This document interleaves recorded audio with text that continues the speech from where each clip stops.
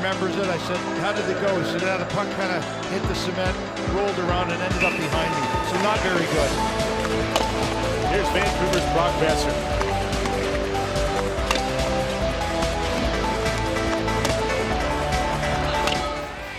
In the coolest bars in the VIP with the movie stars.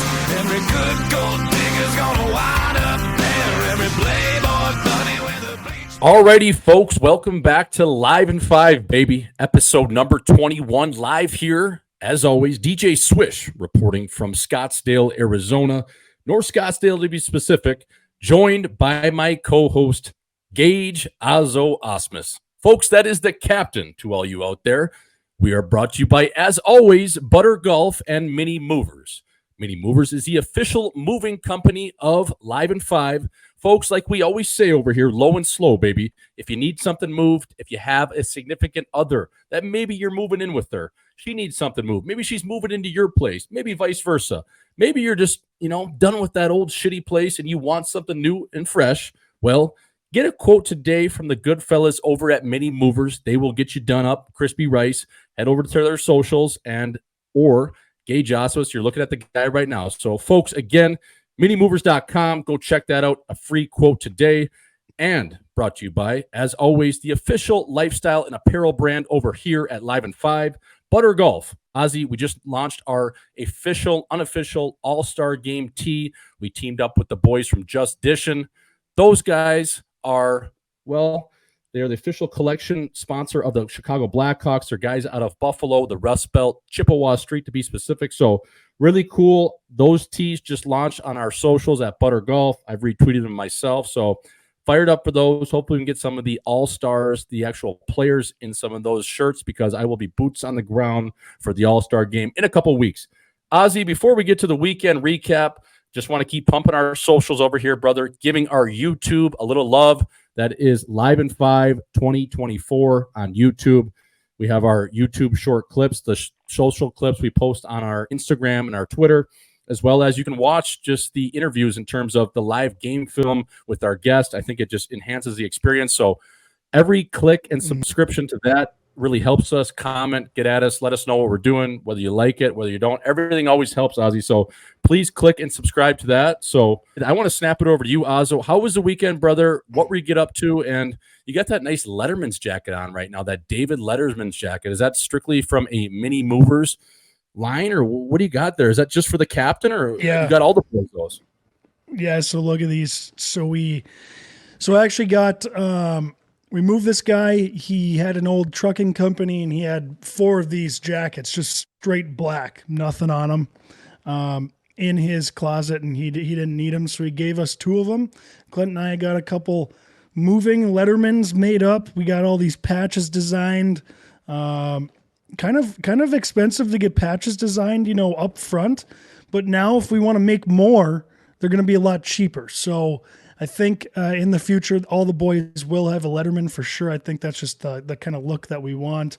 I love the old shop, got your name on the front, Gage, just first name. That's a shop feel, work, blue collar feel there. But yeah, my weekend, obviously, it wasn't as good as yours, Jordo. I think that's what we're going to want to spend some time on. I've got some questions for you on your weekend. Mine was essentially just watching playoff football. Saturday was great. Sorry, Jordo, I thought the Pack, I was actually pulling for him that game. I thought the Pack had that game. Were they in it, Ozzy? In terms of, were they in the game? Because I wasn't able to watch that game at all. I was just following along on my tweets. They were the better team.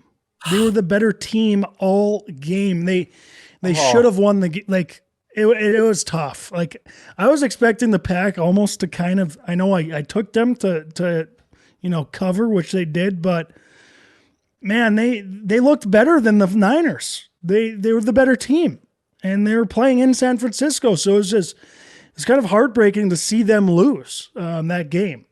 And kind of Jordan Love went down like Brett Favre did with the Vikings a little bit, threw a dumb interception that kind of ended the game. But that was tough. And then obviously, you got Josh Allen on the Bills. They're finally in Buffalo taking them on, and they just can't get it done, man, against Patty Mahomes. Patty Mahomes is just he's on another level in the playoffs, man. It's insane. So Guy just finds a way. He just finds a way. He just does. But yeah, I mean, that was my weekend, Jordan. Fill us in on yours. You got hockey night in Scottsdale, up in Alberta, in Calgary for the Battle of Alberta, the BOA. How was that, Jordan? You know, and how do you set that up? The Battle of Ferda, as I was calling it to everyone that was there, just pumping the old Ferda-ness, you know, the word Ferda, Ozzy, for the boys, the Ferda Bowl. Yeah, man, it was great. I mean, we went up there on Friday. We got in. We kind of told ourselves, hey, we're going to take it easy tonight. Or maybe fly in. We get in about 5 o'clock, head over to the Cactus Club, obviously a Canadian chain staple, similar to a Moxie's, a Joey. All these places, Ozzy, seem like they have the same goddamn menu. You walk in there, you get an Irish coffee, or you get some sort of frozen drink. I believe at Cactus Club it's called the Bellini, and you just start going. You order the chili chicken, you get the lettuce wraps. Every one of these places has the same goddamn menu. It's hilarious. It is like copied each other. It's a copycat league up there. So yeah, what do? We check the bags in at the hotel, at the Marriott there, coat check everything else, get right in the cab over to Cactus. We start spinning it up, having a lot of drinks. We're excited. And then, it starts turning into go for one, stay for two, home by three kind of night.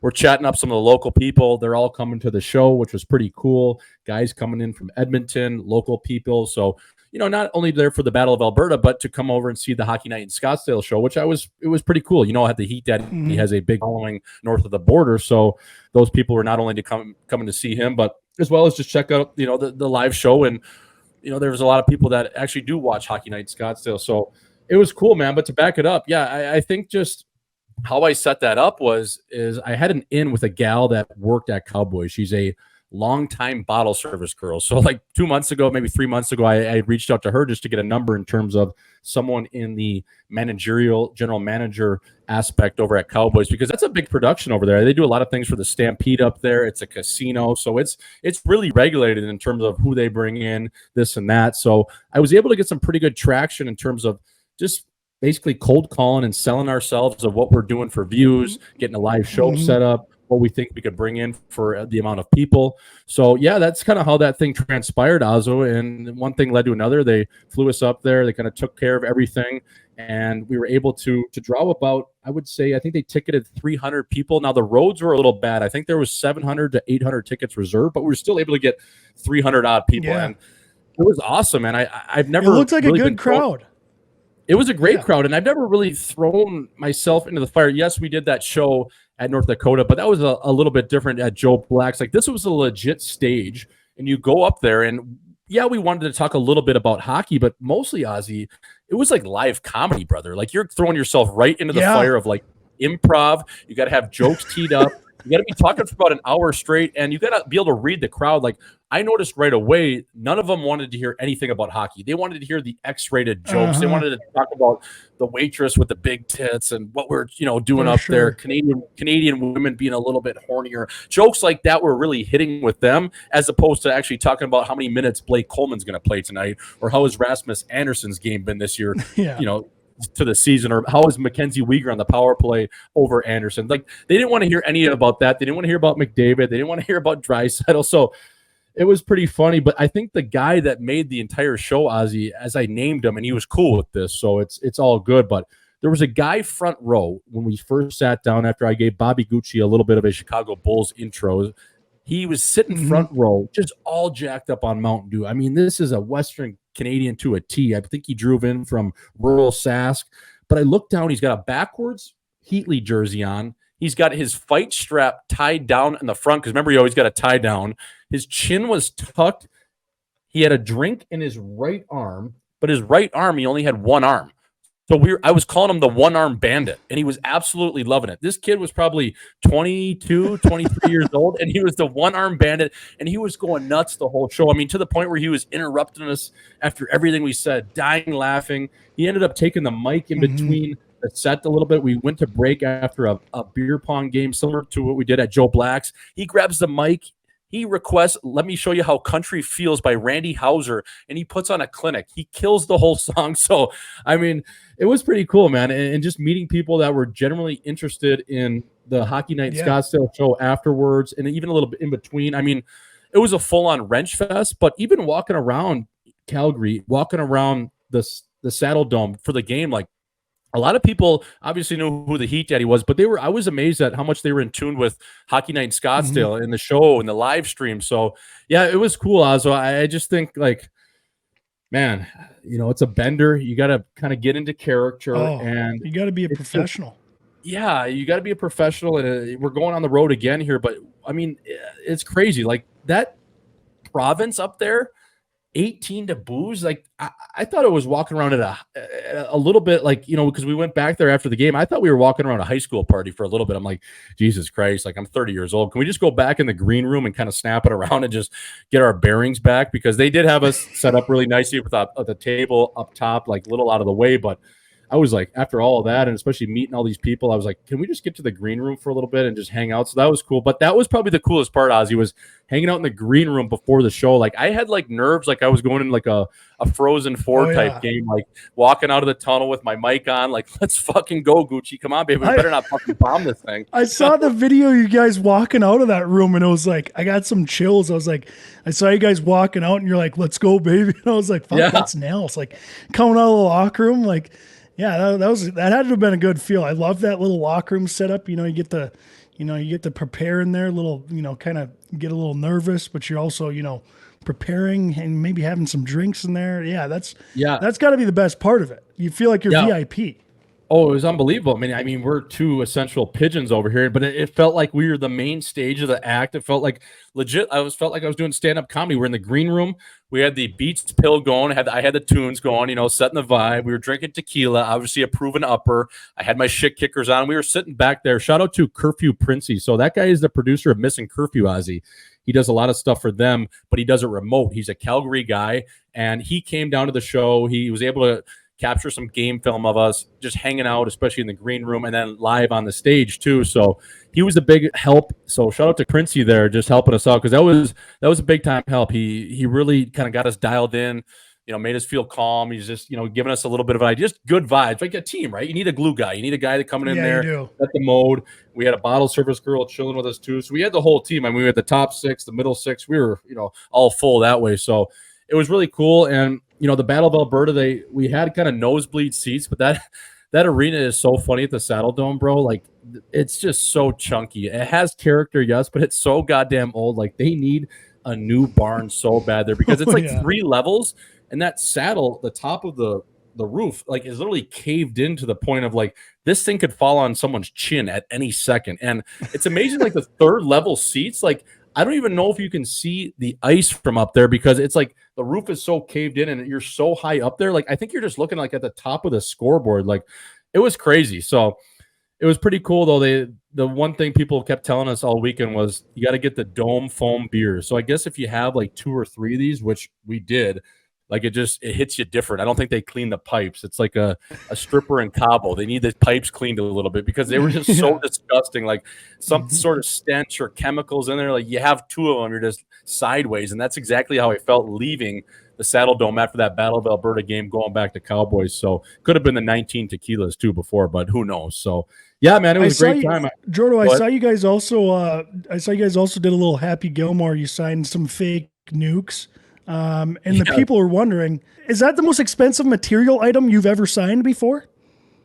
I think, bought and paid for MSRP. I asked her how much they were. They went for about 11,000 Canadian. Now, I don't know what the conversion on that as to date as we're sitting here, 123.24. So I think that set was a couple of years ago, while the dollar was more comparable to the US dollar. So let's call it 11,000 USD. But yeah, the crazy thing is I wanted to sign a set. I had mentioned it that week prior on Hockey Night in Scottsdale. Like, I want to go full Happy Gilmore. I want to sign a set. So if anyone's listening, can we please get this done? Now, this girl wasn't listening because she happened to work there, but I was like, can I sign your set? Like, I just need to sign a set of nukes. And she's like, yeah, no problem, done. So I end up signing her set. Gucci signs it too. And then Ozzy, after the show, we're sitting in this booth where it was like roped off. And this girl comes over to me and Gucci, but she's like, I want to talk to Swish. I'm like, okay, what's up? She goes, can you sign my tits? I go, well, I don't have a Sharpie on me. She's like, how do you not have a Sharpie on you? That's all you were talking about on Hockey Night in Scottsdale on Wednesday. I'm like, well, fuck, how do you not have a Sharpie if you want them signed? You got jammers in my face. get a Sharpie for me, baby. Sorry, I don't have a pen.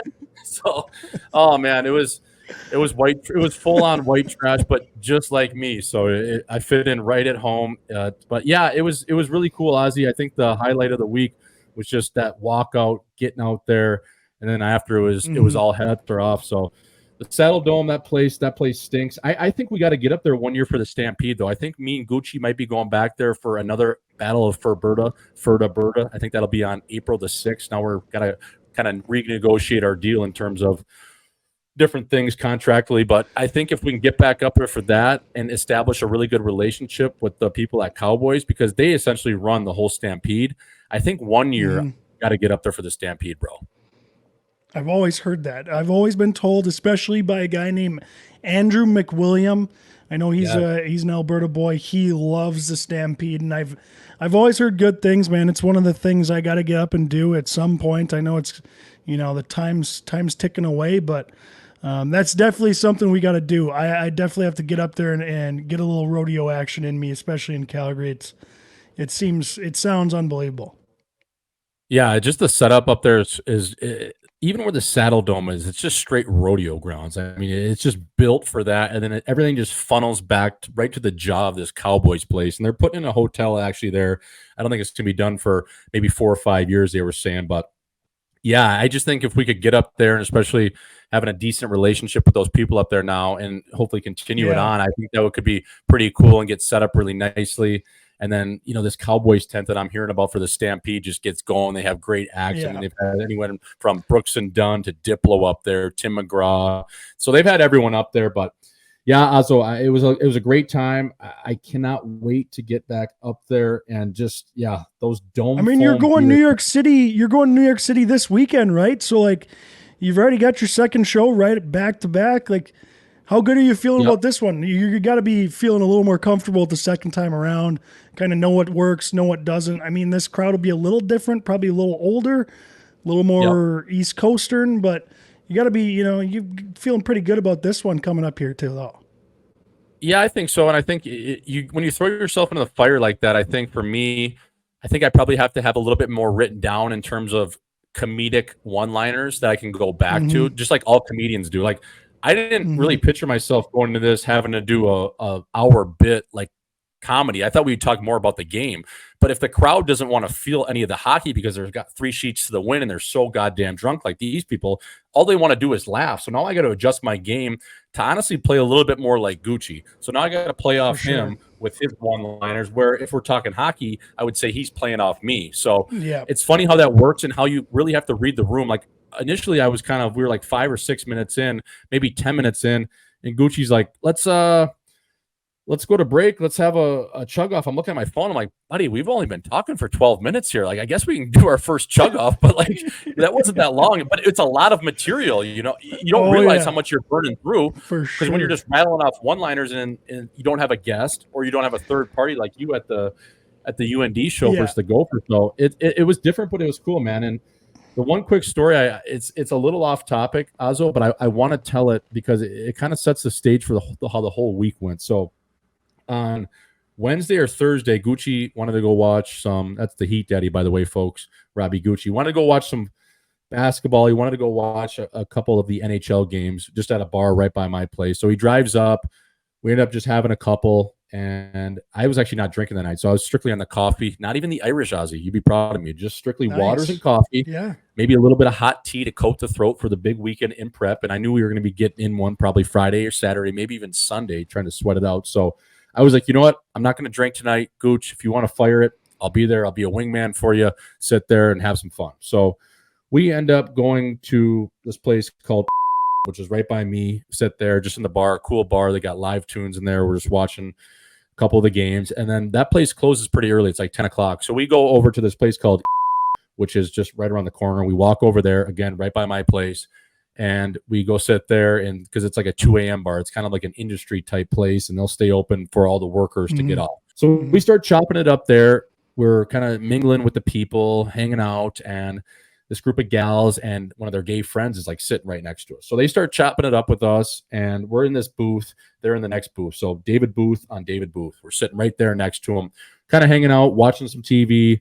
they end up sliding over to our booth just to hang out. Again, it's a couple of them, and a couple guys actually was like one gay dude and another guy. So, I mean, it doesn't really matter he's gay, but you got to describe the story here. So we're sitting there. That place closed at 2, and the one gal is like a half John Cougar, and she's probably 40 years old. She's sitting there, and she's telling Gucci, like, I really like your friend. And I'm sitting there, I'm dead sober. I'm like, yeah, okay, but like, I'm not saying I'm a 10, but like you're a 7, maybe low lit. You know, you're on the back 9. You're 40 years old. You're hanging out, whatever. I didn't really put much stock into it. So Gucci is like, okay, I'm gonna get home. I'm gonna go home. And so he's like, okay, I'm gonna call my Uber. I'm gonna go home. I'm like, okay, perfect. And then I'm like, I'm going to walk home. And she's like, where do you live? I'm like, yeah, I live just over here, right across the street. She's like, no way. Same. So she's like, that building? I'm like, yeah. I'm like, oh my God. So same building. So she's like, why don't you stop by my place? So I'm like, yeah, sure. I'll stop up to your place, whatever. Start hanging out a little bit. You know, she's got a nice big TV. It's about an 85-incher. I was like, wow, you really put me to shame. So we're sitting there. She's a little buzzed. You know, she had probably 1 or 2. Again, I'm dead sober. So she starts wanting to shadow box me, let's politely put it. And, you know, the laundry's coming off, the gitch is coming off, and we start doing a little thing. You know, I'm just kind of seeing where this is going. And I get to the point where Ozzy, as a man, you'll probably make up your mind like, yeah, okay, I'll do this, whatever. So I start doing that, you know, playing the 6 string down low, the old tickler, you know, whatever, doing that. And this stench out of nowhere just hits me to the point where I can't do it anymore. I'm talking, I've never smelled anything like this before. So what do? I want to be explicit, but I know my mom's probably listening. So we'll keep it as PG-13 as we can. So I get this stench where it's like tuna in a can that's been sitting in the sun in Death Valley in July. Like just awful. So I go to the bathroom and I panic, and all my gear's off at this point. I mean, she's got a 1-bedroom, 1 bath, and we're in the living room on our couch, and I don't have any gear on. So I go to the bathroom and I call Gucci. I go, Gucci, yeah, I need you to talk to me right now. What do I do? And he's like, man, you just got to ride it out. I go, fuck that. So I end up staying in the bathroom for like 3 to 5 minutes. I finally muster up enough self-confidence and jam to go back out there. She's sitting right there again. No gitch on, laundry's everywhere.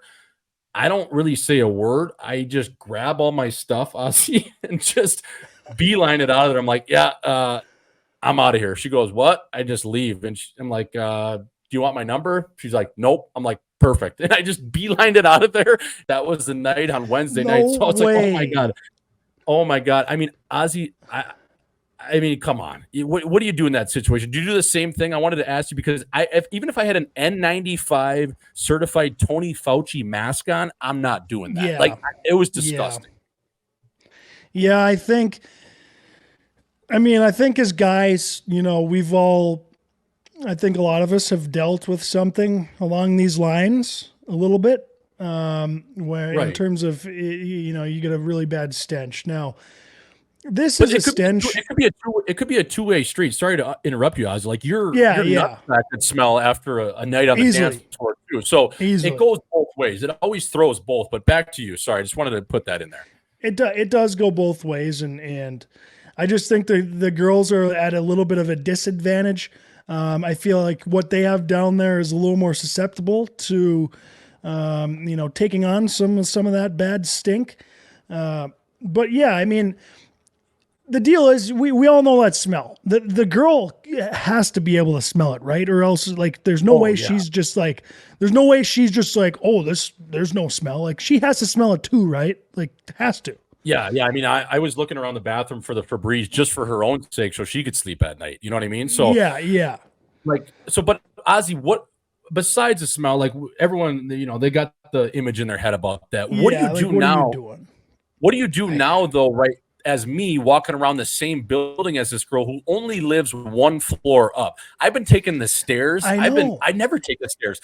I don't want to see this person. I'm, you know, kind of in stealth mode. I wish I had the Harry Potter Hogwarts cloak on where I could just walk around and wrap it around me so I don't have to see this person, because, you know, after amount of time I'm going to run into them. And it always happens. And like, what do? Do I act like nothing happened? Do I put my shades on no matter when I step outside my door? Like, I was talking to one of my uncles about this. I'm just like, holy fuck, like, what do I do, man? That's the worst part. That's the worst part. Like if this lady doesn't live anywhere near you, you know there's, probably a 100% chance you'll never see her again. It's not a big deal Right. at all. It's just like, oh yeah, you're leaving. Obviously, I think you ask, what am I doing in that situation? I'm doing the exact same thing you did. I'm getting the fuck out of there for sure. You can't go through with it because it's only going to get worse. You're going to start gagging. You're going to get soft. It's going to be embarrassing. It's going to be way worse if you end up staying. So you have to leave. And I don't think there's a question why you're leaving, because she obviously has to know, like, oh, kind of scared him off with that, with what happened. But, and that's the thing as well, is like, you see her again in the elevator, like it's just an awkward, hey, how's it going? Like it's not a big deal, but that's the deal. Is like, that sucks. You are probably going to see her at least once or twice again, and Well, that's the thing, that's terrible. I just feel like I feel like I'm in a dorm right now. I'm kind of walking, Yeah. I'm looking around. You are Now, as a 30-year-old man and a 40-year-old woman, which she claimed she was, that's just a little bit different. I mean, that night I was so rattled, Ozzy. I was on Zillow. I was thinking, oh, fuck, how much could I sell this place for? Do I got to move? I'm just like, I left a pair of nice Jordan socks in there too. Yeah, it's just like, I mean, I love my shack, but oh my God, I don't know if I could be walking around with this person knowing that she's only one level up. So she said she was a homebody. Yeah. So Ozzy, I hope she doesn't come out of that home anytime soon, especially the hours I'm using the elevator. But yeah, brother, it was just hilarious. I mean, me and the Heat Daddy had a great laugh at that one. So yeah, I mean, I try to be an open book over here. I got to tell it how it is, and I had to share that one with you. But we'll leave the Stinky Barn there, and we'll go over back to the Alberta. Speaking of Stinky Barns, that is the Saddle Dome. I was there, boots on the ground for that game. Battle of Alberta, Ozzo, the Ferta Bowl. It got a little greasier this week. A couple of days ago, Edmonton has signed the 38-year-old veteran Corey Scory Perry. He comes in on a league minimum deal with a little bit of a 35 and up bonus structure. I love this ad.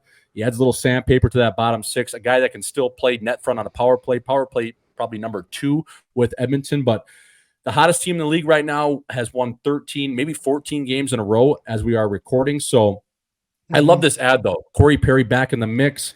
Great I just think ad. in terms of, comment on this a little bit with Corey Perry. Do you like the signing? And also the Battle of Alberta. It needs a little more jam. I was at that game, and you're thinking Western Canadians. You're thinking big boy hockey. You're thinking Lucic, Cassian, McGrattan, some of these names, and it just didn't have any of that. It was a pretty soft vanilla game. So just touch on Corey Perry to start, and we'll kind of get into the old school Battle of Alberta, because I just think it's missing a lot of pieces right now. Yeah. Well, about the Corey Perry thing, we talked about it last week. Obviously someone's going to sign him. And, I brought up last week how, we talked about when you do something wrong, you just have to wait until people forget. So clearly people have forgotten enough about Corey Perry's mistake that he was able to be signed, which is great for him. I think he, like you said last week, Jordo, I don't think he should have ever gotten kicked off a team for what he did, or allegedly did, whatever. But yeah, I think that's a great signing for Edmonton. Things are looking up there. I mean, they got the new coach. We haven't talked about that, Jordo. Like, how much does this have to do with the new coach and just these guys just deciding to play now? Because obviously they're one of the best teams in the national right now. It's just like, did they just decide to play, or is this the coach is doing? Who knows? But again, yeah, you're going on to the Battle of Alberta. I think like maybe even last year, 2 years ago, it was a big deal because the Flames had a contender team. They had some tough guys on the team. But yeah, you're right. Now this year, it's just I didn't really have any interest in watching it because Calgary sucks. They don't really have. I don't love the guys, and they get Huberdeau in there, and like Huberdeau's this huge big time player, and they swap out Matty Tkachuk for Huberdeau and Mackenzie Weegar. It's like, oh, that was a brutal trade for the identity of the Calgary Flames. Like, you don't want to go from Matthew Tkachuk to Jonathan Huberdeau and Mackenzie Weegar. Great players, unbelievable players. They ain't Matty Tkachuk, and they're not Alberta. So it's like, I don't know. Yeah, that they definitely need to. I don't know if the Flames and Edmonton don't have enough hate there between them anymore, or if the teams just aren't as competitive as they used to be. But yeah, it wasn't really, and it wasn't really intriguing to watch to me or as an outside fan. Yeah, that's what I was kind of feeling as I was sitting in an absolute nosebleeds. I tweeted out, somebody grab the sniffers because I need a fucking Kleenex over here, the way they packed us up in that upper bowl. But yeah, I was having the same thoughts watching that game. And you made a great point last week talking about Corey Perry. And you always see it with the media people out there that never played the game. And this is no offense to them. They just never played. And you brought up a great point last week where nobody gives a shit what Corey Perry did in the locker room in Edmonton. Like they don't care what happened in Chicago. I'm sure they have a great idea what did happen. We have a good idea what happened. It wasn't to the point where he should have got terminated. That contract should not have gotten terminated. It was what happened in Chicago prior that they were so horny to just make right and make sure nothing slipped the cracks on their end, doing their due diligence to protect themselves. So whatever happened there clearly wasn't enough for Gary Bruce Bettman to be like, hey, Corey Perry, you're not going to be reinstated. Also, Corey Perry is going to file a grievance for his contract, and he will end up probably getting at least a portion of his salary back from the Chicago Blackhawks because the NHLPA wants to protect their players. So that is on that. But you make another good point with the Battle of Alberta. I just think when you trade a guy like Huberdeau, he comes in, he was driving a Ferrari or a Lamborghini. Now he's got the F-150 deal or the GMC Denali. Like, it just doesn't work. He doesn't seem like himself. He seems depressed. I mean, he doesn't. And then you get a depreciating asset with Kadri, who you thought maybe you're going to get the same player as he was in Toronto and Colorado. But even him, I think those dog days up there just hit you harder. And Ozzy, don't you think it's a little bit on just, and this is no disrespect to Canada, but it just seems that way.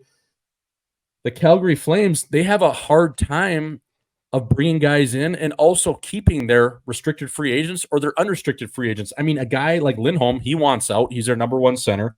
Kachuk, I know, he's gone.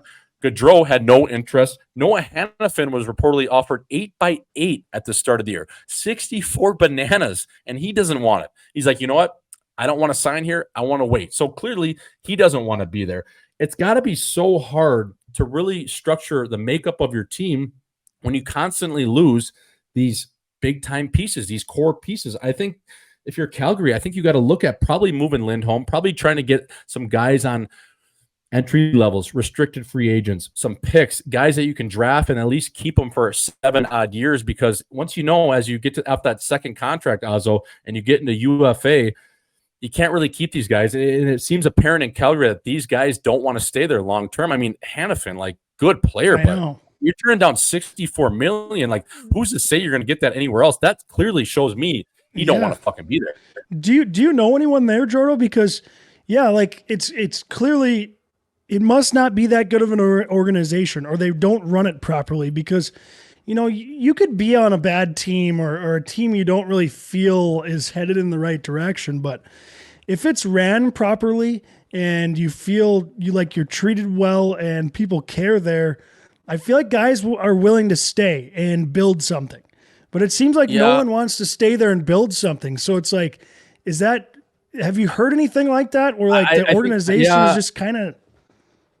I think also, a lot of it's on the rink. I really do. I think it's on the Saddle Dome. I mean, if you look at their home locker room, it's something that you'd find at maybe Purper Ice Rink in Grand Forks, North Dakota. Like, it's not perfect, man. It's so outdated. And you look at the guys that they were able to bring in via trade and sign. Okay, you look, the last few years, who have you got? You've got Markstrom. Well, you had to overpay him as a goalie. You gave him 6x6. Then you look at Kadri, the only team that was really looking to give him a 7-year deal at about 7 bananas. So you really overpaid on Kadri, gave him about $50 million. Then you trade Kachuk because he wants out of there. Who do you get back? You get Huberdeau and you get Uyghur. Well, you really overpaid on both those guys. Hooby Dooby Doo is making almost $11 million for the next 8 years. He's clicking at maybe a 40-point pace. And then Uyghur, a good defenseman, but to me, I don't think he's a 6.5 AAV defenseman on an 8-year deal. So look at the guys that you've ultimately ended up getting. Well, you've locked up guys that you had to overpay for via trade or UFA. So now all the guys that you have in-house or you drafted, they want out of there because they're looking at this team. They're like, well, we're not very good. Our rink sucks. And I don't know if I love living in Calgary if I can go live somewhere else. And that's no disrespect, right? It just is what it is, right? If the sun's going down at 3 p.m., or you could go play in LA, or you could go play in Florida with no state tax, I don't know. And especially as Americans, this just seems to be a little bit of a trend in terms of guys wanting out of Calgary. Now, listen, if you get the rink and you build a little bit around that, well, maybe you could make it like a little bit of a mini Edmonton, Ozzy, in terms of you have the nicest rink in the league. Now that attracts guys to come play here. Now you have some young, good players, good core around you. That really changes everything. I mean, fuck, you're talking to two guys that went to University of North Dakota. I mean, I know you live there and you're from there, but hey, brother, that rink, that's what got me there, if I'm being honest. That's what got me there, too. I lived there, and I wouldn't have went there if they didn't have that rink, Right. Like, I think if you that's how you build it. You get true hockey players there. Maybe you get some Western Canadians, try to draft Western Canadians, guys that are familiar with the area. Maybe you have to overpay a little bit, but I don't know. We'll see what happens there. I think that's probably enough on Calgary, but it's interesting, and we'll see how that shakes out. So the Battle of Alberta, bottom line, let's get some steel chins in there. Guys throwing both ways. Let's get that fucking rivalry back where Kachuk's blowing up Cassian, and then Cassian's dragging him across the ice, throwing lefts on him, and he's turtling. So let's get that Battle of Alberta back and buzzing, because Western Canada deserves some big boy fuck you hockey, Ozzo. So moving over east, I want to get your thoughts on, Lou Island, the Providence gangster, as I call him, shook the headlines across the National Hockey League about 3 days ago when he announced the hiring of Patty Waugh.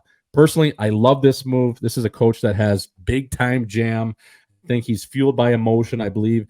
At least, according to my sources, he's a lot better tactically than he gets credit for. So I think he's a really good coach. And for whatever reason, it just seemed like Lane Lambert, he's probably a good guy, but it just didn't seem like he had a pulse, Ozzo. He seemed monotone. He seemed vanilla. He seemed like a calm demeanor, but also at the same time, like no jam, no fuck you. So you bring in a guy with a big time presence, a guy that's won, a guy that's coached in the league, has had success again at the QMJHL level, the major junior level. So what are your thoughts on Patty Waugh back in the mix? Personally, I love it. Yeah, I think it's a great hire for the Islanders team. I think they needed something. I think they have veterans. They have older guys who have been in the league for a while. I don't think that you're seeing like a bad roster. I just think they needed the right coaching, and you might as well switch things up. Like, did you see the first practice or pregame skate Patty Waugh ran with the team? I mean, he's in their face, fucking dialing them in. He's being hard on them. I mean, maybe that's what they need. Maybe they need something like that. And I don't know. I watched that video and I love that intensity coming out of Patty Waugh. He just coached a bunch of junior kids. And I know, when you go coach junior kids to professionals, it's a lot different. Like these junior kids, you can treat them like absolute piles. You can say whatever you want to them. You're Patty Waugh. Now you get to the NHL, you got to be a little more careful. These guys are, they're adults. They've already kind of engraved their name into the hockey's history. So they've got it's just a little different. I just feel like, yeah, exactly. They're getting paid more than you. So it's just a little different feel, but I feel like Patty Waugh's a guy who can kind of get the players to listen to him and get them to buy into this system. And I feel like whenever you're that intense of a coach, you need the players to buy in, because if they don't buy in, it's absolutely not going to work. But I feel like these guys are mature enough and they're old enough that they know what it takes. And I feel like his coaching style will do well with them. I just do. I know he wasn't, he coached the Avs for 3 years, Jordo. He wasn't like that bad of a coach. He actually, I think he had winning records. And outside of that, he's only. Go ahead. No, I was going to say he brought him to the playoffs that 1 year when no one expected them to make the playoffs. Yeah. He ultimately resigned from the Avs too. I think it was mutual, but I think at the end of the day, I think it was Patty Waugh's decision to kind of walk away from the Avalanche job and just be like, I'll wait for my second chance. And I think it took him obviously longer than he thought to get that second chance. And he comes in here with a chip on his shoulder. But Ozzo, one thing I wanted to ask you, bro, so this is one of the worst teams in the league defensively, especially in their own end. I mean, they were a nightmare the way they were playing. Now you see Patty Waugh comes in and you see quotes like this from Matthew Barzal is, Patty Waugh is really preaching holding on to the puck, more of a puck possession game, using their D's ability to skate down the wall and pinch to keep those plays alive, as in the offensive zone, and really extend zone time. Now that's music to a guy like that, Barzal, his ears, right? He even said it's music to my ears. So any offensive player wants to hear that. And I guess in years past with Trotz and Lambert, I think they were really technical. I think they wanted to play to the team's strength. I think they're an older team, a little bit slower. They wanted to play really good defensively because they had a lot of good defensemen, again, that had long reaches, could kind of smother you in the corners, play hard around the net. But when you look at the makeup of this roster, like, can you really skin a cat this way? Can you teach an old dog new tricks? Like, are they still going to be the same fucking boring Islanders? I know. How are they not? Like, how will they not like, be? What can you do? Yeah. What can you really do? Can you really change like, those guys? They've been playing like that forever now. That's what I mean. And that's why I wanted to ask you. It's like we're two assholes sitting here on a podcast, but I don't know if you can really technically change them in a year's time or, 3 or 4 months leading into the playoffs here. It's just, it seems like it's a big task. Now, yes, you can clean up things defensively. You can add a little bit more of an aggressive style of play in terms of playing downhill on the attack, playing a north game, pinching on the walls. All that is great. I just think it's going to take a little bit of time to kind of mold this team into what they really are, because they're bottom six, bro. Like, they've been playing the same way for 10 years under Trotz and Lambert. It's just like, chip it out, live to fight another day. Hopefully Matty Barzal or Brock Nelson can tuck a few and we're going to win 2-1. But it seems like the boys really like Patty Waugh, though. Like Varlamov, who we had in Colorado with the Avalanche, like, he's saying, I'm not going to lie. His was his quote. I'm not going to lie. I had goosebumps when he got hired. So it seems like the fellas are really fired up. Like, looking on the outside, I think I'd really like to play for Patty Waugh. I think he seems like a colorful character that brings a lot to the game and probably a little bit of a snap show, and I kind of like that. I kind of like it too. And if you're a guy, who treats hockey or the sport seriously, like most of them do, there's obviously some athletes out there who don't treat their sports seriously. But if you come into the rink every day and you're wanting to win, you're wanting to be successful, I just don't see a problem with this guy coming in. It's not like you're questioning him as a player, right? Like, he's one of the best goaltenders and players to ever play. And you're not going to question the guy really as a coach because he's got a good coaching resume as well. So how can you not take what this guy says as gospel, basically, and just listen to everything he says? I think I would, because he's got all the respect. He's earned it. And that's something you need as a head coach to, get your players to play for you. And I think he's already got that instilled in him. Yeah, I agree. It would be interesting to see what really changes in their game, because as you know, they're always going to be just those old Islanders, just a boring style of hockey, but some years can get it done. So trap it up, fella. So anyways, Ozzo, last night, want to get your thoughts on Sidney Crosby. I was over at the iconic mullet, so I sweated out. I did 2 workouts yesterday, just trying to get my screws back right from Calgary. But you know what? Anytime the GOAT is in the building, and especially when he's in AZ, you got to go see Sidney Crosby.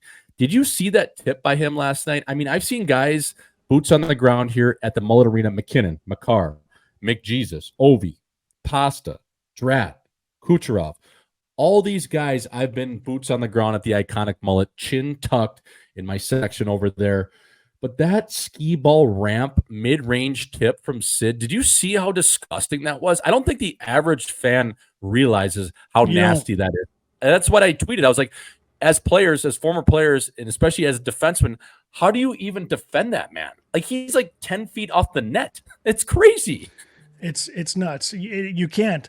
And he's been doing that shit his whole career. Those little, just like you said, if you're just an average hockey fan, you're watching Sidney Crosby, he obviously looks unbelievable.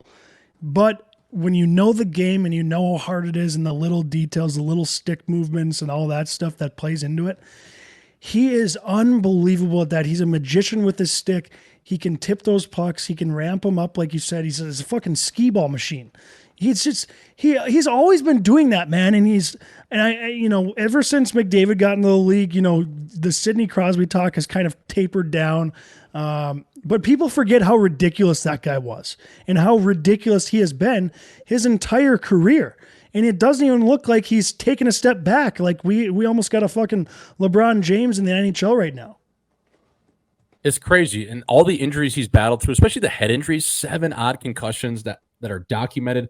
It's just crazy because people don't realize how good of a tip that is. And we'll roll the clip here, but how he just comes in like into his body with the stick and ramps it up from the toe to the heel of the blade about 10 to 12 feet off the net through Dermott's legs and beats Ingram high over his shoulder is unbelievable. I was sitting at that end of the rink and I'm like, that is the sickest thing ever. And number two, how the hell does he do it with that stick he uses? That fucking curve is awful. And Azo, his stick doesn't even come up to his nipples. It's like the worst curve you could ever see on a stick. It's a fucking pizza shovel, and he uses it like right up to his nipples, and he's just so low the whole time. Like, he was skating better than I've ever seen him skate before. It was crazy how good this guy looks, and he's the only guy in that team right now going. I mean, Malkin, how about Malkin last night? Speaking of guys checked out, like, holy fuck, fella, where are you staying this weekend? Are you over at the Phoenician just hanging out? Because, number one, why are you using black tape? And that own goal, like, you couldn't have been more lazy on a play. Like, it was so lackadaisical.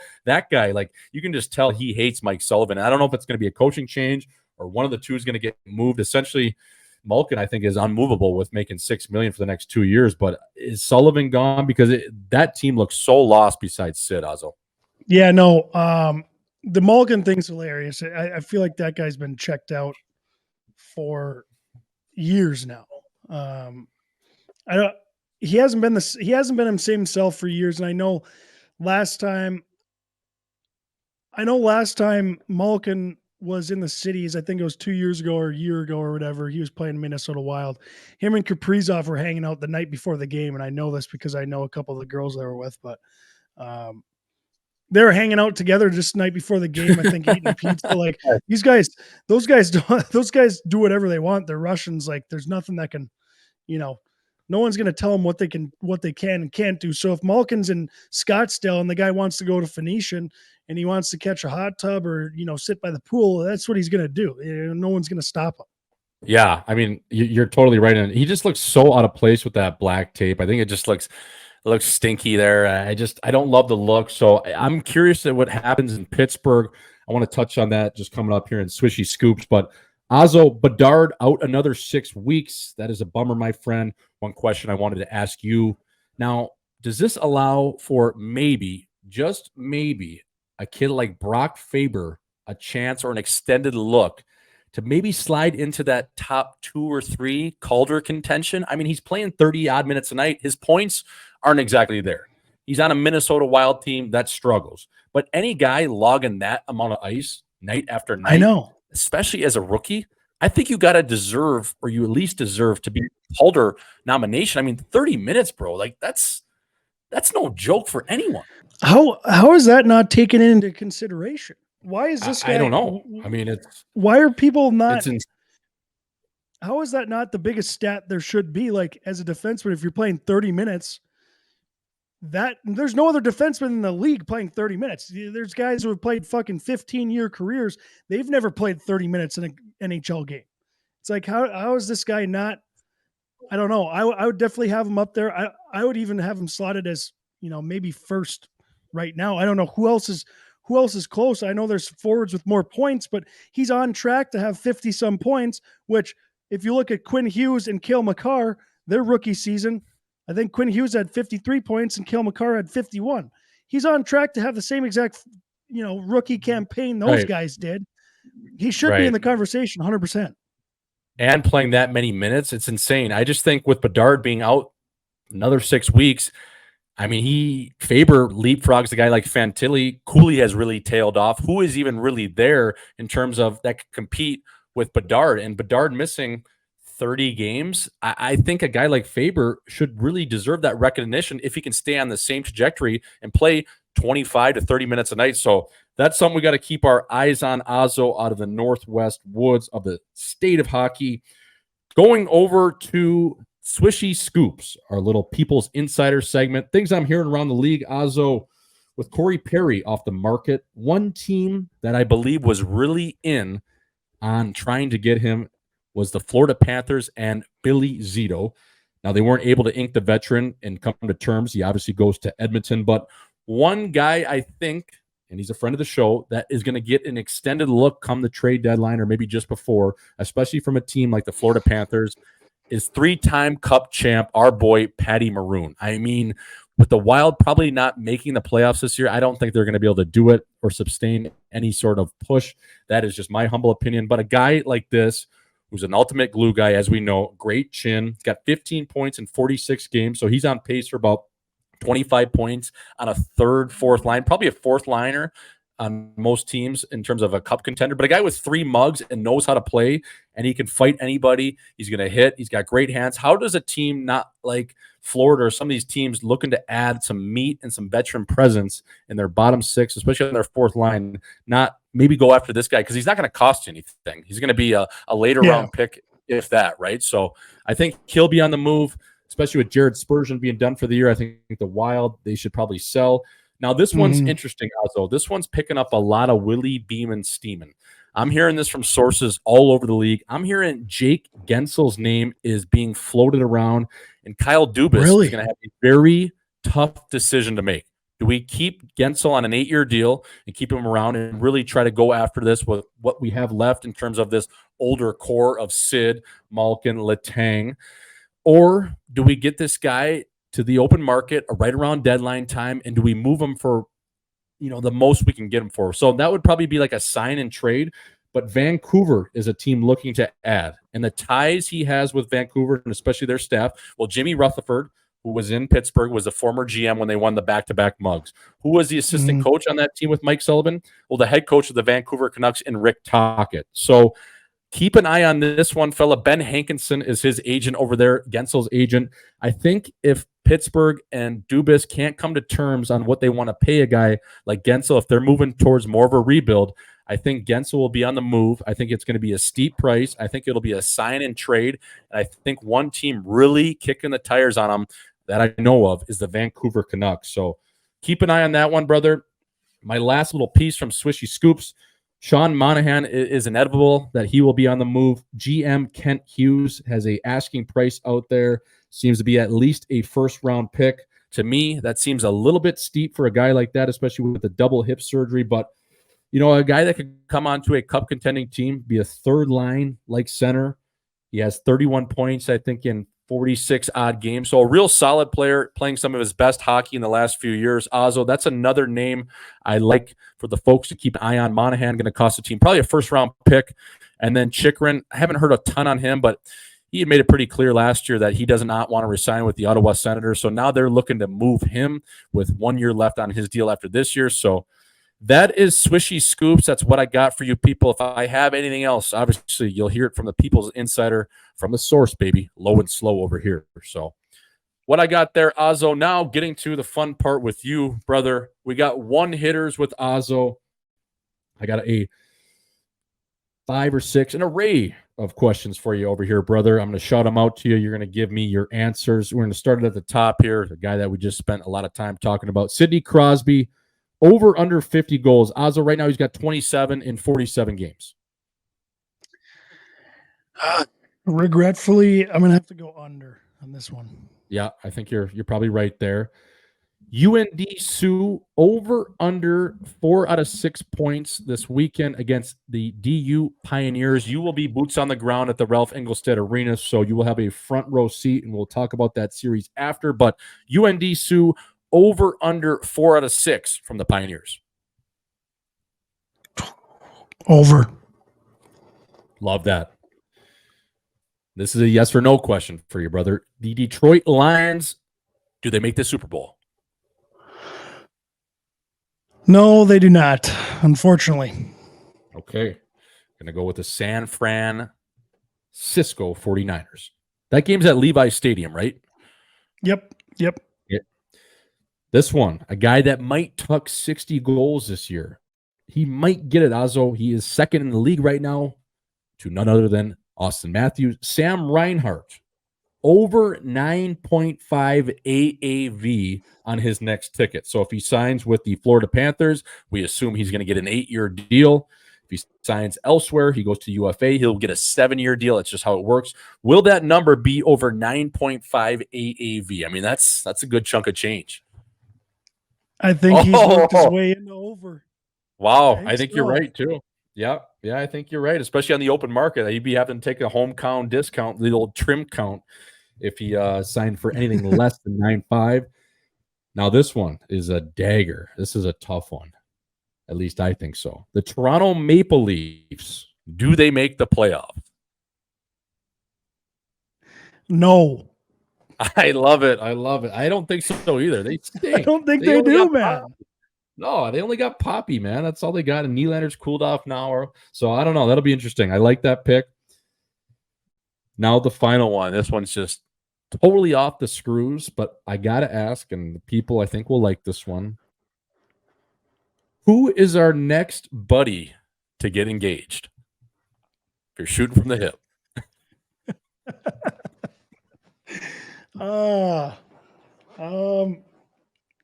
I'm going to go with my buddy Paul Ledoux. Oh, God. We lost so many good men out there. Playing for the Yankees? Yeah, the trades and unruly fans. Look, I don't want to talk about it. Oh, okay. I don't want to talk about it. It's too much. Paul Ledoux, there goes my hero. Watch him as he burns. Okay, Ozzo, that was One Hitters with Ozzo. As always, brought to you by Mini Movers and Butter Golf. Last little bit on the ice, brother, down to the Sunshine State. And a guy that is one of the all-time characters to ever lace him up in any of the leagues out there. How about our boy? We have to give some love to the netminder of the Florida Everglades, Cam, a.k.a. Young Stung Boy Johnson. He was once quoted to say, I've played in all three leagues, and this is my favorite one, referring to the ECHL. So give some love to Cam Johnson, chucking him the other night at center ice, because what a fucking beauty that guy is. Oh, my God, I love him. Talk about a movie character, this guy. He is unbelievable. He's always lived his life like a flick, as you know, Jordo. And this guy, he loves the game, man. That's all I can say. I always thought he was kind of a guy who liked being a hockey player versus liked playing hockey, which might still be the case. He might love being a hockey player so much that it just fuels him to continue playing hockey, because he's still playing, he's still battling it out in Florida. And I just know this guy's been thinking about this moment his whole career, getting a goalie fight, because he loves the lights, he loves the fame. You know, he's a lights, camera, action type guy, and I'm just pumped to see him get this fight in. And did you watch the video, Jordo? Before he ties up with the guy, he's laughing. He's laughing his ass off. Oh, yeah. It's unbelievable. Oh, yeah. He knows where the lights are. I mean, he is to quote the guy himself, he posted an Instagram like 2 years ago, and he said he was the most dangerous man in Fort Myers because he was like single and he was ripping it up on the ice and off the ice. I mean, this guy's insane. But to back it up, he's won 2 Kelly Cups. He's won 2 playoff MVPs. Like, he's a legit goalie. He's a guy that should be getting a look for sure. Like, he's good. Like, he was in the NHL for a little bit in terms of like a taxi squad. He was backing up a little bit in Columbus during those COVID years. But what a showman he is. I mean, this kid, do you remember him coming into UND his freshman year, like blowing up the group chat? Nobody had ever met him yet. Mm-hmm. Then he's getting on campus and he's going to frat houses and he's dropping tracks in some guy's little studio, cooking up beats for the fellas. Like, this guy, he's a jack of all trades. He's truly just one of the all-time characters of the game. What was the song we'd always used to bump at Pita Pit where all the older guys would get mad, but I go have them put it on in the kitchen? Was it called Hang 8? Head to the pit, it was like time to get drunk. Yeah, Hang 8 or something. Yeah. Yeah. What was his name again? Young Hung Boy. Yeah, Young Hung Boy. Yeah, and then it got changed to Young Stung Boy, but he is all time. So I just wanted to give a shout out to Cam Johnson, because that guy, when he was chucking them, he was laughing the whole time, thinking, I can't wait to be on Spit and Chicklets. I can't wait for this video to go viral. He's like, honestly, I might get a couple residuals, and wherever my side bitches are in the stands, they're loving it too, because this guy, he just loves it. He loves everything about it. So my favorite quote from Young Hung, though, all time was, I played in all 3, boys. This is my favorite. I played in all 3. 4 letters is favorite. Oh, yeah, that's what he said. The 4-letter league's his favorite. Played in all 3, boys. The 4 letters my favorite. What a fucking beauty that guy is. So that is our last little bit on the ice there, Ozzo. Great little snap about that. Heading over the gridiron, as we always do. We had some playoff games this weekend. The Lions, now that team I am on the bandwagon with, Swish's pick, that one hit. That was -6 and a hook. I got it. They took the Screws to Tampa Bay. Great win. Dan Campbell, Marshall Mathers in the building again. A lot of Detroit legends in terms of Lions players and just people around the city. Ozzo, you should have just stuck to your guns. You had the Packers. You hit on that one. You knew it was too many points. And then you decided to take Texans money line. And that just was not perfect. But we're not perfect over here. So I know we touched a little bit about, kind of both these games in the pre-show, but just touch on that Texans game because Lamar Jackson, big trust, got it done. Man, those boys in Baltimore, they're firing right now. I mean, they're I doubted them. I shouldn't have doubted them. They got a Harbaugh, they got Lamar Jackson, they've got a great defense. Yeah, I mean, I think right now you got to have them as the Super Bowl favorites probably. So I don't know why I bet against them. I just kind of doubted Lamar Jackson in the playoffs, and I look like an idiot now. Yeah, I mean, we're not perfect over here at Live in 5, but Lamar Jackson, I really hope they can beat the Chiefs. Why do I hate Taylor Swift so much, bro? Can you explain this to me? She didn't do anything wrong to me. I didn't have a vendetta out for her maybe ever in my life. It just seems like the attention she is now tapping into the football space bothers me. And as a guy with probably too big of an ego, why does that bother me, though? It shouldn't bother me, but it does. I'm pissed off. Like, I just hate seeing her mug all over the place. Like, when I see Jason Kelce cheering his brother on, I love it. But then I see Taylor Swift, I'm like, well, fuck that, man. Like, get this girl. She's got enough face time. I don't know. Maybe that's just me. Just being an asshole. I feel the same way, and I couldn't really describe why I felt that way. Right. But I got down to it, though. I think the reason why I feel that way is her fans are like, all of her fans, they're like the stereotypical Karen, the girl that grows up to be a Karen in the grocery store. That's all of her fans. So like she brings all of her fans everywhere with her. And I think that kind of makes me resent her a little bit, where I, personally with Taylor Swift, I have nothing against her. She's really done nothing wrong to me, said anything wrong. It's just, I do kind of resent her because of her bringing her fans everywhere. And I just don't love her fan base, I guess. Yeah. I don't know why I don't like her, but that seems like a little bit of a me and a we issue. So again, she is way cooler than we will ever be, Ozzy. So we'll leave it at that. But I got my ski mask, Ozzy, in prep for Sunday's matchup. I am fully on the Detroit Lions bandwagon. I went on Amazon today. As you know, earlier in the season, they sent that memo out to all their fans, a couple of their players. We're going ski mask game, baby. We got the royal blue ski mask. So I bought mine. I hope mine shows up in time on Sunday because I'll be licking my wounds from a Hockey Night in Scottsdale show coming back on Saturday, going right to the couch, chin tucked, pedals up with my ski mask on, just sitting there by myself. So fired up for that, brother. Again, I am going to take this week, obviously, just saying all that, I'm staying on Detroit money line. How nails is that? Plus 260. I love that. And I'm also taking the under. The over-under is 50 and a hook. I just think Brock Purdy stinks, and I think Detroit's going to come out with a win somewhere like 28 17, somewhere in there. If that gets me under, I think it does. So something like that, just under it. I think it's going to be a Detroit win. I think Goff's going to do it. And just last little bit on that, did you see that Eminem pick of the meme that has been going around is all time, like Goff and the fellas rolling into the NFC Championship game? It's like E-Rabbit and all the boys from 8 Mile, like Cheddar Bob, and then the fellas. that picture is so good. Oh, rolling up to the trailer park. So that is who I'm rolling with. I love this steam around Detroit. As you know, Ozzy, big Detroit guy over here. I would love to be imported from the city of Detroit. So what do you got for your pick, brother, heading into NFC and AFC Championship weekend? Yeah, I just think I got to, stop messing around. And they're giving Patrick Mahomes 3.5 points in Baltimore, and I'm going to take it. I think hopefully Baltimore wins by 3 and I win the bet. I wouldn't mind seeing that, but I just can't keep betting again. You can't keep betting against Patrick Mahomes and Andy Reid in the playoffs. You just can't do it. No, I think you are completely right and safe there. So again, I just hope Baltimore can do it. I love Lamar Jackson. Did you see that Kodak Black? He threw out an Instagram from jail. He said he was watching Lamar Jackson like he's in the penthouse. Big trust. Yeah, it's unreal. But big trust. Celly of the week, brother. What'd you have there, and what'd you have cooking for that? Yeah, I had for my favorite Celly of the week, I'm going to go Igor Zamula on the Philadelphia Flyers. He does the Jágr salute after one of his goals. Thought that was a good tribute to Jaromir Jágr. And then I also had one from an NFL game.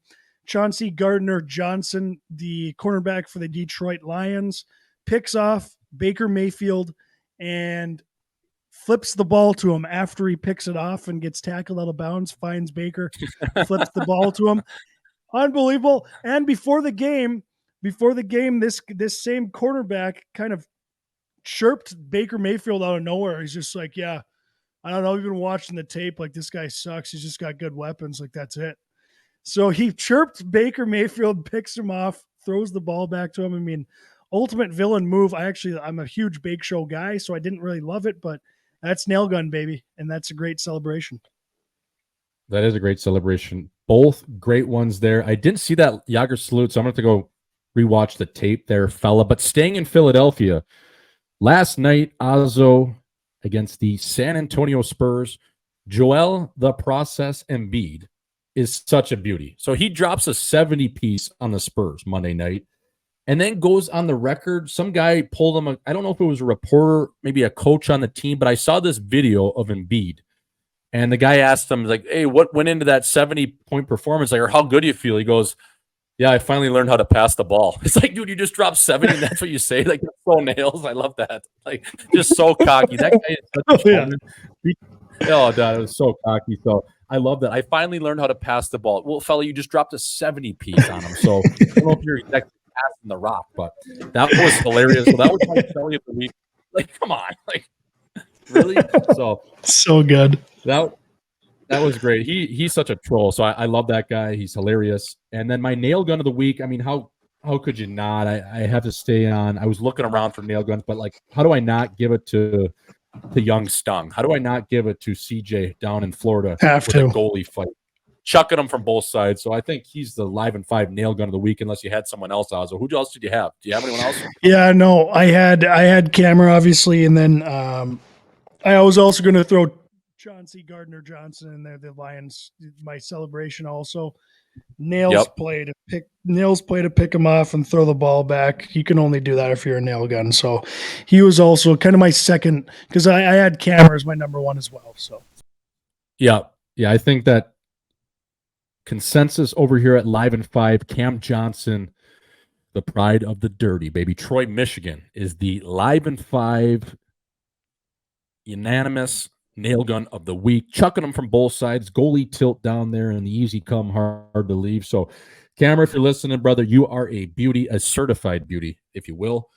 Ozzo, last little bit, Butter Golf. Again, I mentioned at the start of the episode, teamed up with Just Dishin'. Those boys have been taking over the hockey merch industry. They have a collection with the Chicago Blackhawks. They're boys based out of Buffalo, do a lot of cool stuff, a lot of innovative new designs.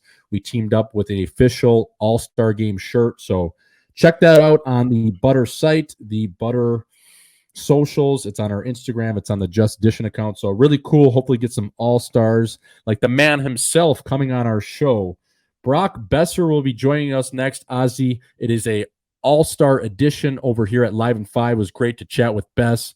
He was a little sleepy Joe, if you will, before the episode, but I think we cheered him up to a point where he got some laughs. So yeah, that was a great little snap we had with Bess. So that's coming up next, folks. Again, as always, the pre-show and our interviews brought to you by Mini Movers and Butter Golf. Without further ado, we'll send it over to Brock Boeser, number 6 of the Vancouver Canucks, having a great season up there in the Pacific Northwest. An all-star heading to Toronto in just about a week's time when this drops. So, Ozzy, I love you, brother. Tape to tape, brother. Snapping it around.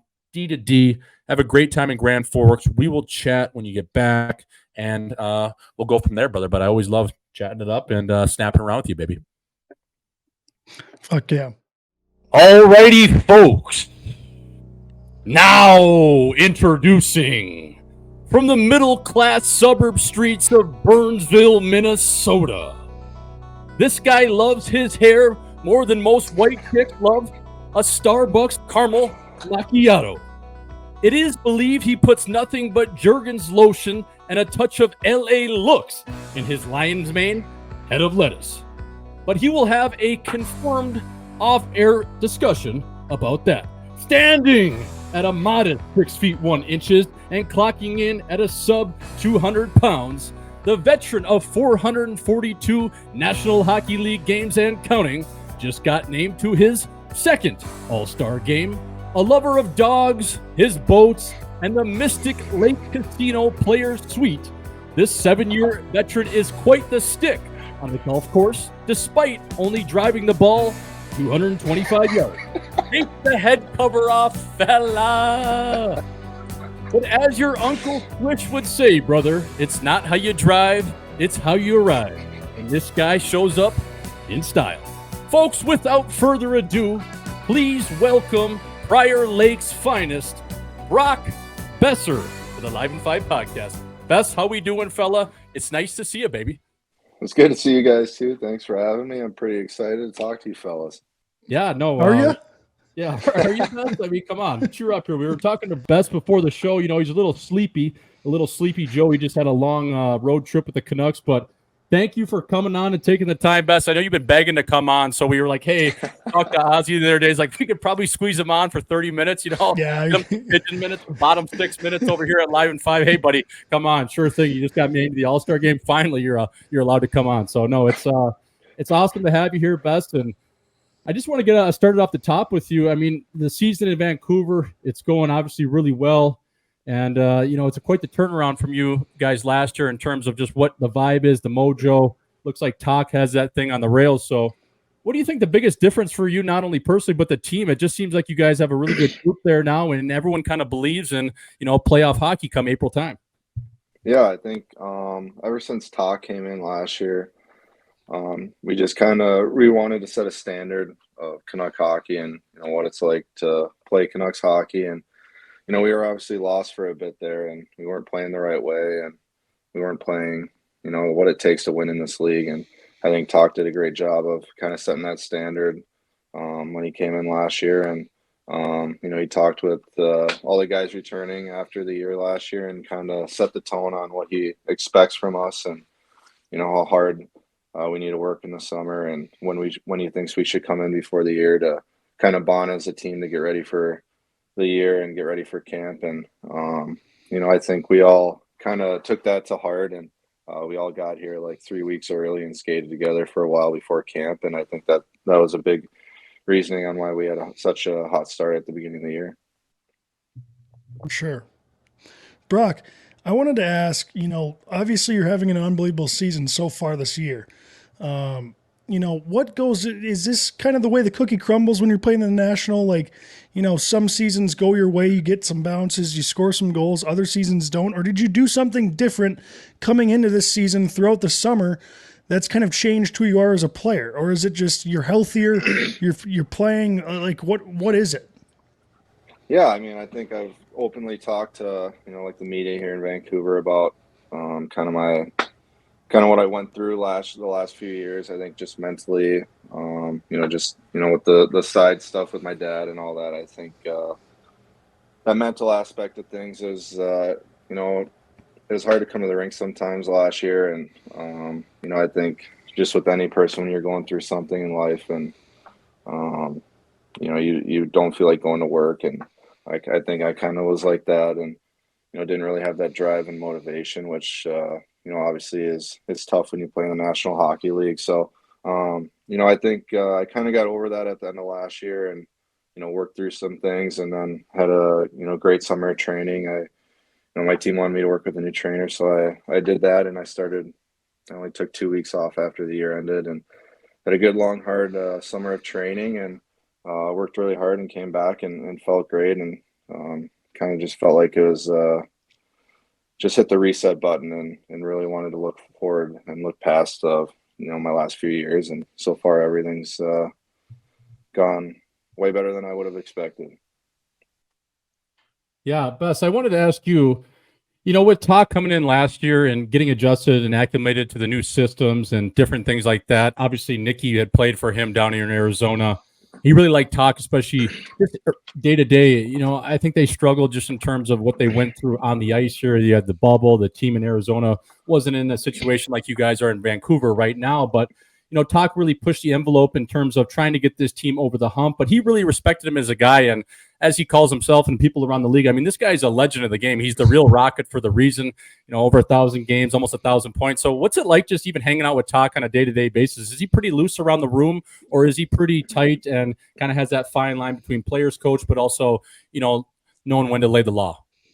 No, I think he's been great. You know, he hasn't really yelled at us much. You know, there's been a few times where you know, he's gotten mad at us, but like, you know, it's fair when he gets mad at us, you know, if we're playing shitty or whatever it is. But no, he's been great. He's a guy that communicates well with all of us players. He's a very smart guy, very detailed guy. He's one of the first guys on the ice that practices. You know, he's out there working with, you know, whatever guy wants to do some drills with them. So, you know, he really pushes guys to get better and works with guys to make sure that, you know, they're playing the right way. And, you know, even if, you know, a guy's going through something, he'll get out there and help him. So it's pretty cool.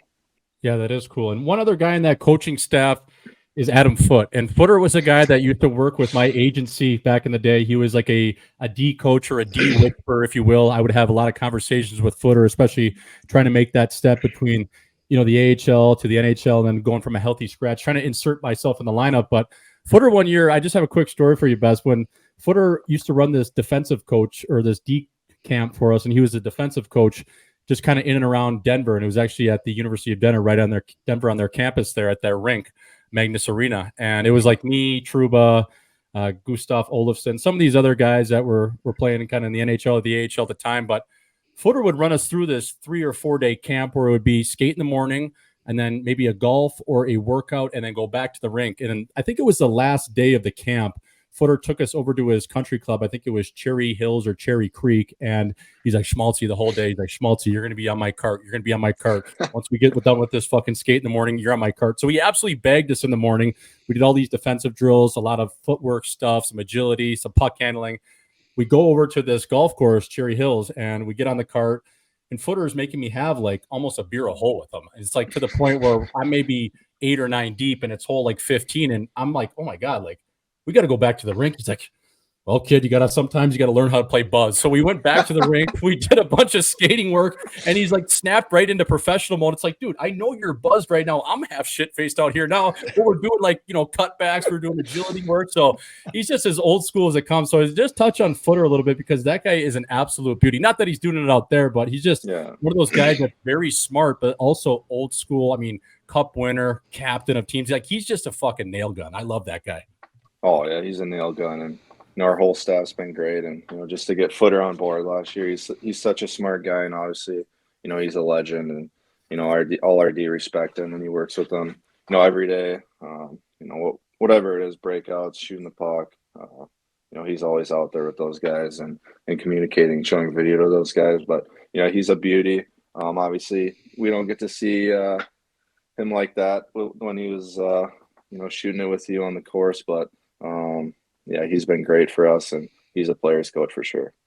Yeah, I just remember he had just the funniest golf swing, too, because he can barely move his shoulders. I mean, the guy was known for just a steel chin, step up in the neutral zone, blow a guy up. Like, he would just absolutely just goodwill bunting that ball, just like cock it and just kind of bunt it down there and, like, somehow get up and down for, like, par. It was crazy. The guy was just a winner, but yeah, a guy that I really respect. And like you said, he's so smart, Bess, with the D. I think he's one of the more underrated coaches in the whole National Hockey League. The things that he taught me, I mean, you couldn't really teach this guy defense over here, Swish, because all I wanted to do is make the last man back toe drag. But he is so smart with it and just one of the more intelligent guys I've ever talked to. Just the little things inside the game that I took a lot from him. But Bess, seems like you personally, brother, like Gage touched on, I mean, All-Star nomination. That's unbelievable. That's your second one. We said that in the intro. Just really cool to see you succeed. I know it's been a long kind of journey through the last 2 years with a lot you've gone through. So tip my cap to you, bro. But 27 goals through just 44 games. You should surpass that career high of 29 with ease. Now, just looking ahead, you know, playing with some of these guys and especially the power play. One guy that I think is sneakily underrated, he plays on that one-timer side, is this Philip Hronek. I played against him in the jungle. I played against him a little bit in Detroit. I mean, he's got an absolute piss missile over there, doesn't he? Just on the left side. Like, how fast does he shoot that thing? It's got to be over 105. I mean, he's tickling the ceiling, and that thing's coming in hot. Oh, it's a cannon, and anytime, even 5-on-5, you give Quinn the puck, and they always switch up top, and anytime Phil's winding up, we all stand up on the bench because we think it's going in every time. But he's a beauty, and we traded for him last year. We didn't see much from him last year. I think he played a few games with us, but just seeing him and Quinn having so much success this year has been great, and it's really been driving our team. Yeah, for sure. That guy. How do you like stand in front of the net when he's out there? Like, are you grabbing kind of the cup area and like putting your hand in your face? Like, I'm not eating one of these. Like, how do you get down and block one of those? I mean, yeah, usually I'm F3, so I'm just trying to get open for those two, but sometimes it's hard to read when those two Best is half cocked every time he's got the puck too. I'm trying to get cocked too with him, but no, him and Quinn up there, I don't know how much games you watch of ours, but they're always just buzzing around up by the blue line and making crazy plays. So it's kind of hard to read where you need to go, but anytime Phil winds up, it definitely takes some balls to stand in front of that one. Yeah, that guy has he shoots it like that Marty Furk used to in the jungle. I think he's Czech as well. Those guys just absolutely lean into him. But best right now, I got my Jungle All-Star jersey on right now. Shout out to Swish. How you doing? Utica comments. Not quite the NHL All-Star Game where you're headed to in Toronto, but I wanted to ask you, Bess, you're going to the All-Star Game. Obviously, it's a huge honor, and it's a very big privilege to be recognized as one of the league's best and amongst some of the best players in the world. It's got to be a true honor, but are you thinking at the same time, like, fuck, I could be down in Cabo on a 50-foot yacht right now, snapping it around with my buddies, or is it truly just an honor to go play with the best players, be showcased? Because it's got to be that, right, in terms of going to get to Toronto and just be on the biggest stage of hockey. Yeah, I think it's a mix of both. Me and my girlfriend are actually still going to go to Bahamas, but we got to cut the vacation down a few days. But then again, I think it's just, after everything I've gone through it, and how hard I've worked, I think it's just, very cool that I made and got voted in with my teammates. And I think it's going to be a blast just having 4 other guys from my team there with Tocc. It should be a good, fun weekend and, a memory that will last a lifetime. It's going to be a little different than your first time around at the NHL All-Star Game because now, you were an MVP of the All-Star Game. You're coming into this one. Like, are you walking into that arena? Are you walking into that rink? Like, you're hooking into the Ox. Like, this is kind of my locker room. I'm an ex-MVP of the All-Star Game. Like, I'm the big dog. Like, I got a big chest walking around here. Like, you've always got a pen in your hand. You're just signing guys' T-shirts as they're walking by. Like, oh, sorry, but he thought you wanted an autograph. Like, is that kind of your mindset coming into this All-Star Game? Because you do have an MVP of that game. Yeah, I mean, definitely won't be acting that way, but my MVP last time was because it's a fan vote too. So Vancouver's got a great market.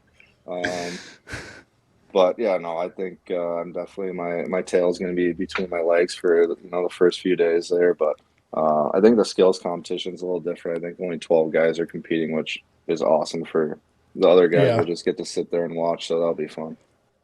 So you don't have to participate in the skills contest. They got it picked out already in terms of who's doing what, to the hardest shot, the fastest skater. You don't have to do any of that. You got to be doing accuracy shooting or something like that, right? Well, as what I understand as of now, I think it's just 12 guys are competing against each other, and they're doing like 4 of the 6 events against each other, and it's like a point system. Okay. And then I think like the top 6 guys move on and do another like obstacle course or one-on-one with the goalie, and then I think the winner of who gets the most points out of those guys wins $1 million or something. Okay. So I think it's only 12 all-stars out of the 40 or whatever it is. And then they're going back to the draft, right, in terms of picking players. So hopefully you don't go full Philly Kessel and get the Kia Sorrento, right? I don't think they're doing that anymore, right? Take it. You take the Kia 8, give it to Jess Bess. Yeah.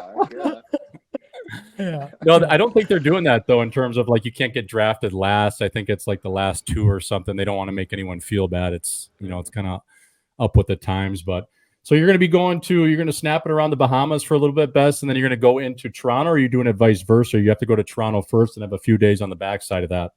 No, we're going to Bahamas first and then to Toronto. And then, us guys got to meet the team in Carolina after break. Gotcha.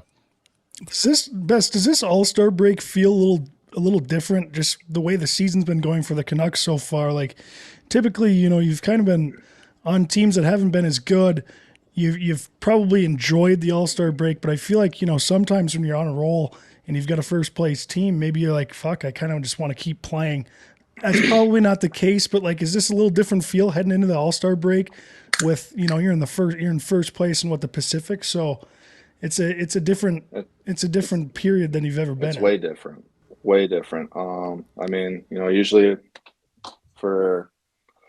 obviously this is like the first year we've been, really winning hockey games in my 7 years here. So, in other years, it's like you get to All-Star break or just the break, and it's just like a nice time to relax and kind of reset for the last part of the year. But, this time it's, like the season's flying by, like we're having so much fun. So it's a lot different. Like it hasn't been dragging on. I can't believe it's already mid-January. So it's been a blast, but I think the break will be good for our team. We'll come out of it, have a nice road trip, and I think we're home pretty much all of March. So I think that'll be a huge month for us to continue to push and keep winning hockey games and really set us up for the playoffs. Bess, I know you guys just got off a long road trip, and we appreciate you doing this. But one question I just wanted to ask you about the road is, where's your favorite road city to play? Maybe hang out, maybe grab some grapes and a steak dinner the night before. Where are you going in? You're like, fuck, I've had some success here. I like playing here. The Bright Lights. Is it MSG? Is it LA? Where are these cities that you love to go into? You just got a good vibe. You got your spot before the game, and then you're going into warm-ups. You're high-stepping around. You're looking around. Maybe no bucket warm-up, looking at your fucking Lions main in the glass saying, fella, I might have 2-1 tonight. I think you hit it spot on. I think it's MSG. Anytime you can go to New York for a few days, and there's so many great spots you can go have a nice dinner with the boys, and then when you play at MSG, it's just historic and iconic that it's I always get fired up for that one. And we just played there I think a couple of weeks ago, so I got to bury one there, which was always special in my opinion. Absolutely. And like, Bess, who's the dinner crew you're hanging out with the night before the game? I know a lot of teams, sometimes you do, the team meals, or you have a bigger group, but usually it's like 3 or 4 guys, maybe it's 5 guys. Who are the guys that you're kind of hanging around with? You're like, okay, one guy's picking the spot. We're all meeting in the lobby before. Maybe we'll go have one beer before, whatever it is. Or where are you guys going? And who's that group that you're kind of hanging out with on your team? Yeah. I'd say, honestly, we have such a great group of guys, and some nights it'll be 6 and some nights it'll be 12. Like we always just invite each other, and it always varies, but yeah, we always go to steakhouses, and I think everyone pretty much goes to a steakhouse when they go out to eat, but we snapped it at Tocc when we were in New York, and there's about 10 of us, and I think guys like Mizey, Millsy, Demmer, Roney, Kohler, Petey was there, Huggy comes. So yeah, we got a great group of guys, and I think the dinners are pretty fun. Yeah, I think that's like the best part about it, especially just the night before the games and hanging out with the fellas, and then maybe greasing a road win out. But Bess, have you been able to get any sun there, brother, in Vancouver? It rains a lot. We might have to send you down to Scottsdale sometime here soon after the season, whenever it ends. And because I'm a big believer, if you can't tone it, tan it, brother. But you got to get that pale skin a little golden brown. So I'm hoping you get some sunshine there in the Bahamas, because we need to get Brock Boeser looking mid-season with that tan, especially going into the second half of the season. You're feeling good, maybe tucking another 20. Yeah, this weather in Vancouver has been pretty rough. I think everywhere it's been warm, so right. When it's warm in the winter in Vancouver, it rains, and I'd prefer snow. I'd rather have it be cold and more snow on the ground, just for the dog's sake, so I don't have to wipe their muddy paws every time I take them out. But it's getting a little colder here. We're supposed to get some snow over the next few days, which will be a nice change up. Absolutely. Yeah. And Bess, I wanted to ask you, you're a member now. Let's get off a little bit of the hockey talk, just more so in the lifestyle stuff. You're now a member at the coveted Hazeltine in Minnesota. Johnny Showtime, as I'd like to call you over here. But every time I've been in Minnesota the last year, it's like, oh my God, the course is closed, or there's men's night, or Barack Obama's in town, so the whole place is shut down. It's like, are you ever going to let me come out there? Or are we should be playing these goat farms around, the greater Minneapolis area? I guess we got one round at Mystic and maybe that one at Windsong, but when are you going to have the fellas out to Hazeltine, bro? Come on. I don't think it's anything against you, Jordo. I think it's just, I think I only played 9 times at Hazeltine last summer. Did you? It's tough. Only 9 times last summer, which isn't enough. I got to get out there more often. I just had a crazy summer, and I play with a couple other guys, Casey Middlestead, Brian Lindgren, and then my financial advisor belongs there too. So we golf together. But when our schedules aren't clicking up, it's tough to get out there because I don't know that many other members, and a lot of my buddies just like to play local courses.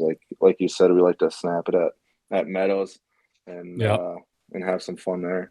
Oh yeah, you can slash it all around there. But just taking you back to that round we had before the Morgan Wallen concert. It was me, Nicky, my brother, my dad, Fuzzy, and you, and we were playing. What was that guy's name again? Rick Helling, the former baseball player, MLB player. He actually went to North Dakota. He was a pitcher though in the MLB. I don't know if he won a World Series or not. Maybe won. But that day it was like mid-May, and it was the most miserable day ever. It was like 37 degrees. It was rainy. It was cold. I ended up I cheaped out in the pro shop because I didn't have a jacket. And I was like, fuck it, I'm just going to battle. And I just wore my polo shirt the whole day. And there was wind just coming across your chin. Do you remember how fucking miserable that was? But Nick wanted to keep playing because he was having a good round going. Yeah. And I'm sitting there like, Jesus Christ, Brock, let's get the hell out of here. I mean, you ended up you didn't play too many holes because I think it was maybe something was bothering you or whatever it was. And I went out the night before. I'm like, just get us off the course. Holy fuck. Oh, it was awful. Playing Windsong, Ozzy. And it was almost so it was to the point where it was like almost snowing out. It was so cold, but it was that rain that just kept peppering you right across the face. It was, it was horrible. Windy. It was like by hole 4, me and Jordan tapped out. We were like, Nicky, we're ready to go if you want to go. But Nicky's like fucking even. Yeah. Excuse my French. Nicky's even after 4 in this wind and in the rain, and we battled it out. We played 9. We went in the clubhouse for like an hour and a half, had some lunch, and then we went back out for the back 9. It was actually pretty nice, and it stopped raining. The sun came out, and it was a nice round after that. Yeah, so Ozzy, I finally convinced these assholes, being my brother Nick and my dad. I was like, "Hey boys, we got to go in and take a little breather here. We're getting absolutely bent over on this track, and especially I was so goddamn cold. I think I had fucking hypothermia." So we go into the clubhouse. We regroup for about 2 hours. We had this long lunch, and all of a sudden, by the grace of God, the sun starts coming up, and we were housing the Irish coffees. We were having the old fashions, and we're like, 6 or 7 old fashions deep at this point because it was a 2.5 hour lunch. We're like, okay, boys, should we go back out there? And me and Beth were like, I will if you will. And Nick's like, well, I want to play. And I'm like, well, Beth, if you go, I go. And Beth is like, well, I'm not going to really swing. I'm like, okay, well, I guess I'll go. Ozzy, we were having the course bring us out old fashions from the bar every other hole, like the cube in it, the one rock, and the styrofoam cup. It was unbelievable. I'd never drank old fashions on the course before until that day. It was unbelievable. That's unbelievable. That's incredible. Like they got the cherry in there, the bitters. The orange peel. I'm like, fella, grab another one, go dust it off in the middle of the fairway. I walked off that course. I couldn't see straight. That was a great night. Yeah, just straight whiskey on the course. Oh yeah, and we parlayed that into the Morgan Wallen concerts. We went and showered up. We were staying at some ratchet hotel downtown Minneapolis. I think it was the Holiday Inn. That's was staying with me. Put the shit kickers on and headed over to US Bank Stadium. It was unbelievable, but what a fucking day. Yeah, those are that's why you play the game right there. So Ozzy, do you have anything else left for Bess? I know he's got a little time constraint here. He's got in the middle of a couple different things in terms of I'm not sure he's got to get going, but man, Bess, thank you for coming to hang out with the boys at Live in 5. Again, you're going to the AllStar game in a couple weeks here. We'll drop that right before then, but you're having a great season, brother. It's great to see. Obviously, keep ripping that pill, baby. Stay crispy up there in Vancouver, and when you get down to the desert, I'm not sure. Do you know when you're coming down here at all in terms of when you're playing? I think it's like late March, early April. Late March, okay. So I'll have to make sure I'm boots on the ground at the iconic mullet to check out the 6 car out there, snapping it around a spectacle of somewhere under 4,500 people. So that'll be awesome. like a nice Yeah, dinner Bess, the I night had one before. more question. I had one more question for you. He's now a teammate, but my God, we used to hate this guy in college. He played for the Bulldogs out of Duluth. His name's Carson Soucy, a defenseman. Is this guy, he comes in. I actually think Seuss is a great guy. I've heard good things, but, does this guy come in? Do you have a little bit of vendetta against him? Like, fuck this guy, fucking piece of shit Bulldog? Or is that over with? This guy's Is a he? beauty, Yeah. man. He's a beauty, and he is such a solid defenseman, man. He's so good, and he's been so good for our team. So, Yeah. no, I chirp him. I chirp him how I used to roast him in the college days. Yeah, you Being got to give around him a and little stuff. bit. Oh, for sure, yeah. But, no, he's a great guy. Bess, where's dinner at tomorrow night with Nicky in Van City? You got it picked out yet, or are you still no. getting something booked? I think Nicky wants a steakhouse, so we just got to pick which one. You're gonna take him to the keg. Yeah, Hey, boys, might my as well. treat. 40 My treat. Take him to the keg. Yeah. My treat, save boys. Save some money. Yeah, save some money. Sorry, boys. You're taking you to the keg. Times are tough over here. I'm only dusting off the Amex Gold. I'm leaving the Platinum at home. Fucking government's taking half my money. Oh no, that's awesome. But Bess, no, we'll have to get you on again, brother. We seriously appreciate you coming on, taking the time. I know you got a busy schedule. You just got back from a road trip. That's a long bird you were coming off of yesterday, coming out of Pittsburgh. So we thank you again. Folks, again, that was Brock Boeser, headed the All-Star game this year. Vancouver Canuck forward, number 6, UND product, and the pride of Burnsville, Minnesota. Folks, low and slow over here at 93.1 and Live in 5. Azo, Bess, thanks, boys. Thanks, fellas. Thanks, Bess. Cause we all just wanna be big rock stars and living hilltop bosses driving 15 cars. The girls come